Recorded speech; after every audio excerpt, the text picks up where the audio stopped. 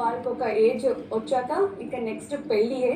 చదువులు గిదువులు అని నువ్వు ఏమేమో వాళ్ళ మైండ్లో పెట్టకు. మా మమ్మీ చాలా ఆలోచించి పిల్లల కెరియర్ అని భయపడి నా చెల్లిని మా అమ్మమ్మకి అప్పచెప్పి భయపడి పిల్లల లైఫ్ పాడైపోతుందేమో అనేసి ఎవ్వరికి చేయకుండా నన్ను మా అక్కని తీసుకొని హైదరాబాద్కి వచ్చేసారు. ఇక్కడికి వచ్చి స్కూల్కి జాయిన్ చేయించారు.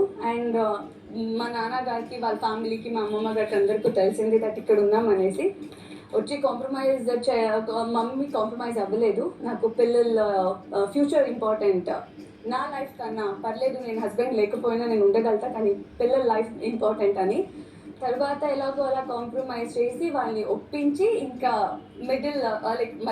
స్కూల్ మధ్యలోనే తీసుకొని వెళ్ళడం జరిగింది. ఇప్పుడు మీరందరూ చెప్పినట్టు మీ అందరి లైఫ్లో సూపర్ హీరో అని ఉంటారు కదా, నా లైఫ్లో ద బెస్ట్ సూపర్ హీరో మా అమ్మ.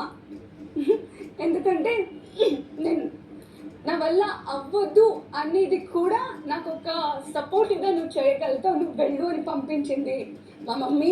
మీరెంతగా నా గురించి ప్రౌడ్గా ఫీల్ అవుతున్నారో నేను అంతకన్నా ఎక్కువగా మీ గురించి ప్రౌడ్గా ఫీల్ అవుతాను. ద రీజన్ ఈరోజు నేను ఇక్కడ ఉన్నాను అండ్ నాకు ఎంత మంచి పేరు వచ్చినా దాని వెనకాల మీరు ఉన్నారు. Because of you Savitri I'm here today and I love you so much.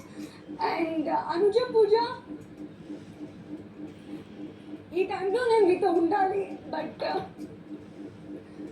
హ్యాపీగా ఉన్నా బికాజ్ వాళ్ళు నాకు చెప్పి పంపించింది ఒకటే, ఎక్కువ రోజులు నువ్వు ఉండవు వచ్చేస్తావని కాన్ఫిడెంట్ ఉంది అన్నారు. అండ్ ఇంకొకటి, నీకు కూడా నీ కెరియర్